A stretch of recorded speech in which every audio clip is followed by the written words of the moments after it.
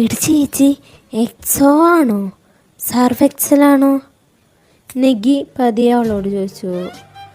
ചായയിൽ ഈ സോപ്പ് പൊടിയൊക്കെ കലക്കുന്നത് 18-ാം നൂറ്റാണ്ടിലെ ഐഡിയ.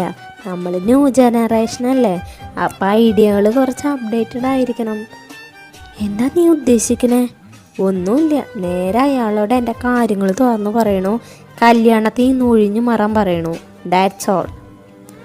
ചെക്കനും പെണ്ണിനൊന്നും സംസാരിക്കാനില്ലാത്ത സ്ഥിതിക്ക് ബാക്കി കാര്യങ്ങൾ എനിക്ക് സംസാരിക്കാനുണ്ട്. അച്ഛൻ പറയുന്നത് കേട്ടതും ഹരനും നിധിയും ഒരേ സ്വരത്തിൽ പറഞ്ഞു.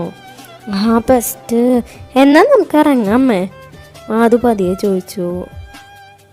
എന്നാ പോയി സംസാരിക്കട്ടെ, നിധിയുടെ അച്ഛൻ പറഞ്ഞതും ഹരൻ തൻ്റെ അച്ഛനെ ഒന്ന് നോക്കി. അച്ഛൻ സമ്മതം എന്ന പോലെ കണ്ണുകൊണ്ട് കാണിച്ചതും അവൻ എണീറ്റ് പുറത്തേക്ക് നടന്നു. നിധിക്ക് പിന്നെ അത്തരം ശീലങ്ങളില്ലാത്തതുകൊണ്ട് നേരെ ആരെയും ശ്രദ്ധിക്കാതെ പുറത്തേക്ക്